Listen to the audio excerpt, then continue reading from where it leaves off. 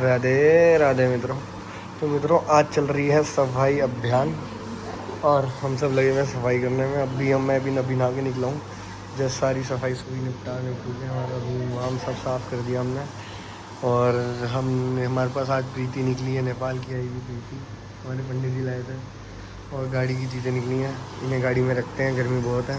Mummy आ रही हैं नाश्ता लेके, करते हैं नाश्ता और व्लॉग की एडिट करनी है। आप तक व्लॉग पहुँचाना है जो है।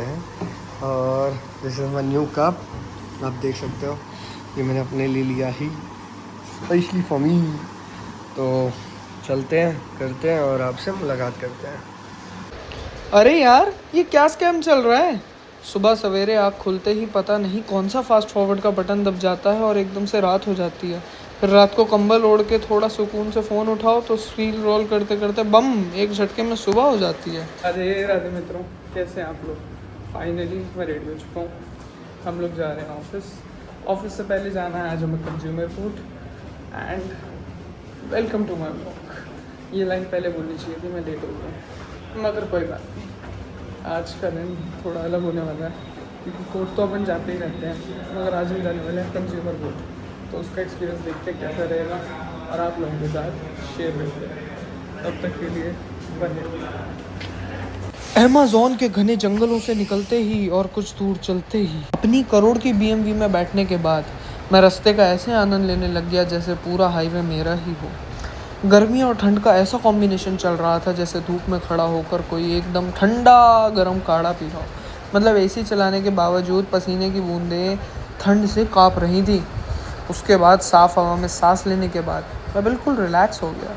पर तभी ज़िंदगी ने अपना सबसे बड़ा कलेश किया। एक झटका लगा और मेरी आँख खुल गई। पता चला ये सब तो सपना था।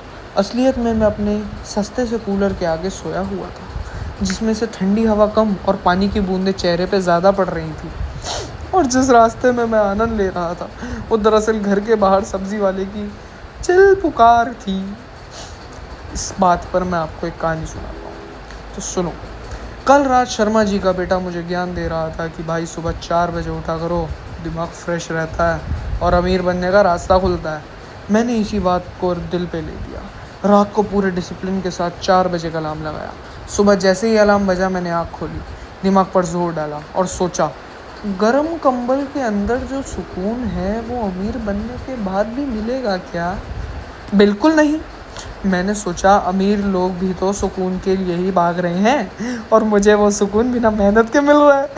बस तो फिर क्या था, मैंने अलार्म को थप्पड़ मारा, कूलर की स्पीड तेज़ करी और सीधा सपने में अपनी BMW लेने निकल पड़ा।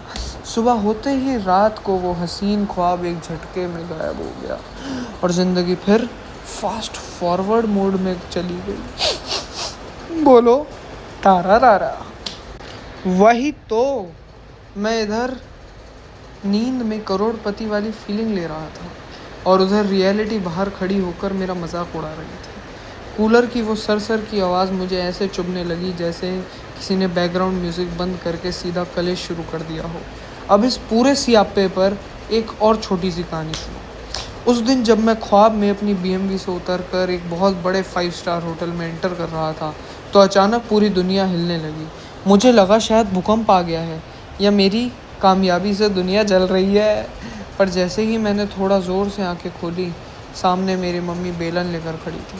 वो चिल्लाकर बोल रही थी, अबे ओ करोड़पति के सुल्तान, 2 बजे तक सोए रहेगा तो तुम्हारे वो जो सपने हैं ना, गाड़ी के टायर भी नहीं आएंगे।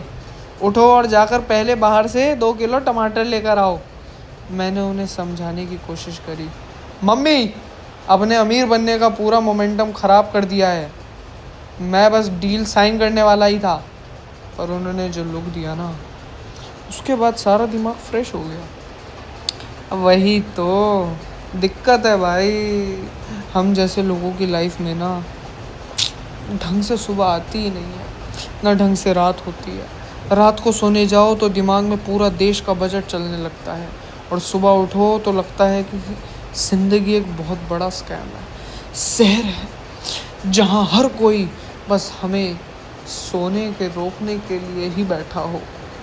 बताओ क्या बात हुई है? मतलब सच बोलूँ तो अब तो धूप को देखकर भी लगता है जैसे सूरज भी किसी कॉरपोरेट जॉब में काम कर रहा है।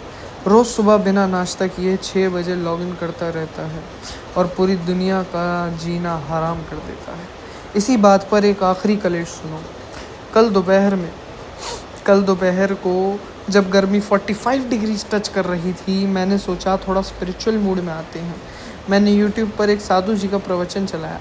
वो बड़े सुकून से बोल रहे थे, बेटा ये शरीर तो एक मिट्टी का पुतला है, इसे मोह माया से दूर रखो। मैंने उन्हें वही पॉज किया और बोला, बाबा जी आप मिट्टी का पुतला एसी में बैठाकर ज्ञान दे रहे हैं और यहाँ मेरा मिट्टी का पुतला बिना एसी के कीचड़ बनने वाला है।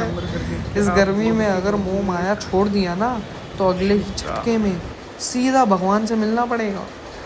वही तो दिक्कत है यार, हमें जैसे लोगों की लाइफ में ना कोई ढंग से सुबह आती ही नहीं, ना ढंग से रात होती है। रात को सोने जाओ तो दिमाग में पूरे देश का बजट चल रहा है, सुबह उठो तो लगता है किसी ने ज़िंदगी का स्कैम मार दिया हो। वैसे मैं जब यहाँ पहुँचा ना तो भाई जी इतना ज़ोर से भंडारा चल रहा था ना भाई, मैंने कहा यार ये कब सोने लगा, मतलब कॉरपोरेट में भंडारा। क्या हाल है मित्रों, कैसे हैं आप लोग। Finally we are off from office. आज मैं आप लोगों को जैसा पता ही है, first time in to the consumer court, then I went to the office and अब मैं फाइनली फ्री हो चुका हूँ। Sometimes you have to let it go. मौसम अच्छा हो रहा है, मज़ा आ रहा है, हम निकल पड़े हैं, आनंद ले रहे हैं।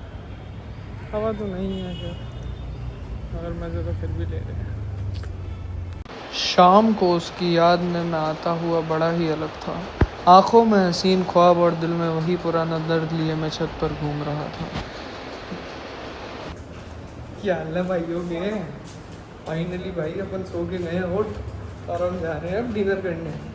भाई जी बहुत ज़्यादा थक गया था आज तो मैं, आते ही मेरी लग गई झपकी, जस्ट अभी उठाऊँ और अब जा रहा हूँ डिनर करने। अच्छा मैंने 2 बार बोल दिया, एक ही बात है, कोई ना एडजस्ट कर लाएंगे।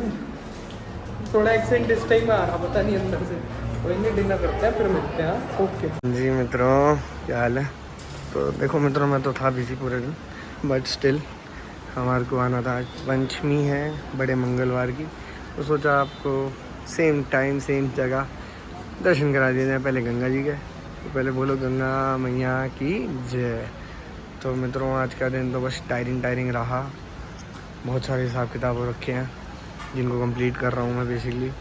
और अब हम जा रहे हैं दर्शन करने, आपको भी कराते हैं दर्शन सबसे पहले, है नहीं। तो बोलो जय बजरंग बली, तोड़ दे दुश्मन की गली, है ना। बढ़िया नहीं है। चलो दर्शन करते हैं अच्छे से, पूजा पाठ करते हैं, थोड़ा सा आशीर्वाद लेते हैं, सद्बुद्धि लेते हैं, आप लोगों को भी दिलाते हैं और घर पे मिलते हैं।